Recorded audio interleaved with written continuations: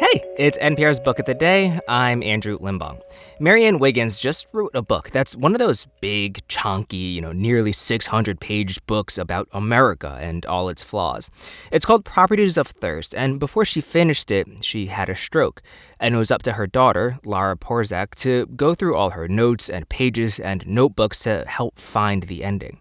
They both joined NPR's Scott Simon to talk about the novel, and there's a moment deep into the interview that really touches on that kind of sad and scary feeling when you realize that your parents, these huge figures in your life, are mortal. Marianne Wiggins' new novel, Properties of Thirst, is sprawling, expansive, and lyrical. It's a series of love missives about families, fortunes, and the American West set in the opening months of the Second World War, and it's melodic and clear-eyed about America's offenses, too. The fact that we can read this novel at all is a kind of masterpiece. Marianne Wiggins endured a massive stroke in 2016 when she was just a few chapters short of finishing Properties of Thirst. Her daughter, the photographer, Lara Porzak, helped guide the story to the end. And Marianne Wiggins, the Pulitzer Prize finalist and author of John Dollar and Evidence of Things Unseen and other great novels, joins us now. Thank you so much for being with us. My pleasure. As does her daughter. Thank you very much. Thank you, Scott. Marianne, tell us about your protagonist, Rocky Rhodes. He's a big deal back east. Why does he want to come west and become a rancher? He's a big man. I make a point of saying that he always feels cramped.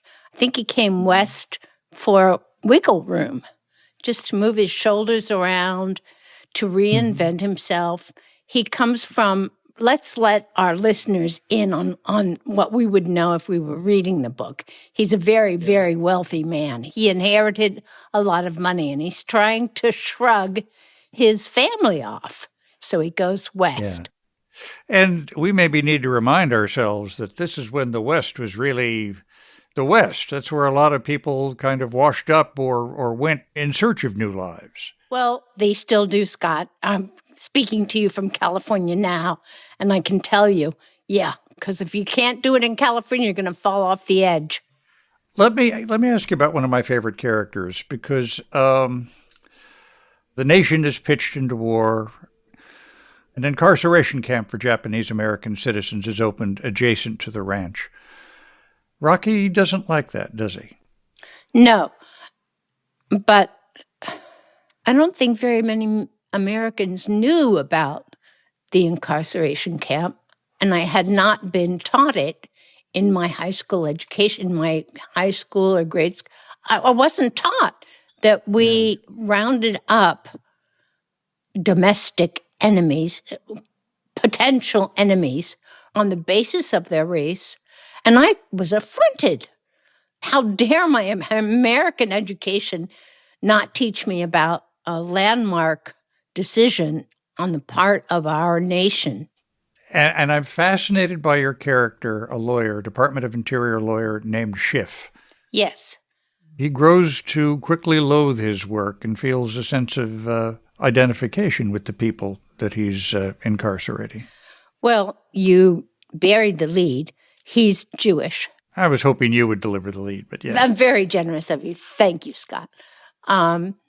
He's really torn up about this. He doesn't think that these citizens of the United States were part of the attack on Pearl Harbor, and he doesn't see any reason why they should be incarcerated. Nevertheless, he's in charge of the camp. So It's someone who's facing the wall of his soul. Can I turn to events of 2016? You can turn any way you want, Scott. All right. Well, do you recall what happened in 2016? Has it come back to you now, or? My daughter Lara should probably take over the narration, because what happened to me affected my brain, and I had a stroke. Mm-hmm. So I live now with my adult daughter, who is sitting beside me, giving me the worst look in the world. Well, I'm sorry. Now we happen to be chatting over a Zoom connection, and I thought I just judging from a distance. Yeah, you don't know her face, Scott. It's true. All right. You got No, me there. I am All right. in the care of my daughter.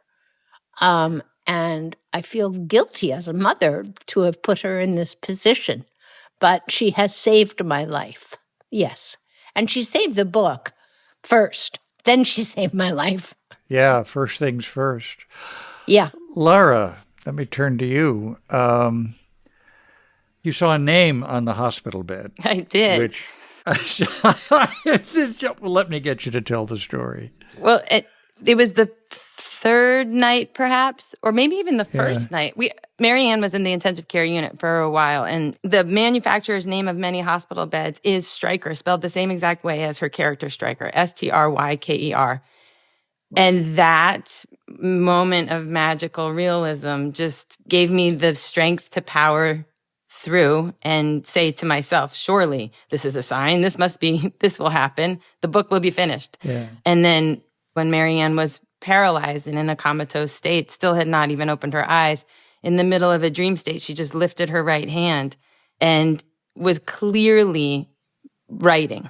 She writes everything longhand, has always written longhand. You're not the best typist, no offense. No. Yeah. No. I know I'm not. Neither was Hemingway.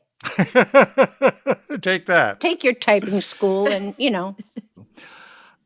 Marianne, there is no nice way to say this. How hard was this experience for you of being bereft of this extraordinary, I don't mind saying genius for words, that you have? Well, I had no sense that I was bereft. Mm-hmm. My sense of self was based on my former capabilities. So it wasn't like suffering a wound that I could see. Nor did I have anyone, this is very important, nor did I have a medical diktat saying, you'll never write again. In fact, a doctor swooped in and said, do not let this crisis go to waste. Yeah. And that was stunning. Lara, you say beautifully done afterward that your mother can be a prize fighter with words. Yes. And at times your relationship had been painful. I think painful is exactly the word that you use. That is the word. Did holding the hand of your mother and working together help you see into her soul in a whole new way? Absolutely. The experience post-stroke of reading every single notebook and reading her thought process, because again, she wrote longhand, when I was trying to search for the ending and see if there were any breadcrumbs, any notes there for me to help her, that was truly profound. For a child to go through that thought process of a parent while taking care of that parent. And I would help you all day long, Mom. And then at night, by a burning candle, it was really that strange. Flip through all your notebooks and watch your brain work. It was such an honor to be able to do that, but it was also heartbreaking because your brain was suffering very much at that time. Yeah. But it was like having Mom back. So it was a beautiful process. Hard, very difficult, but beautiful. Lara Porzak and her mother, Marianne Wiggins, in Venice, California. Marianne's new novel, Properties of Thirst.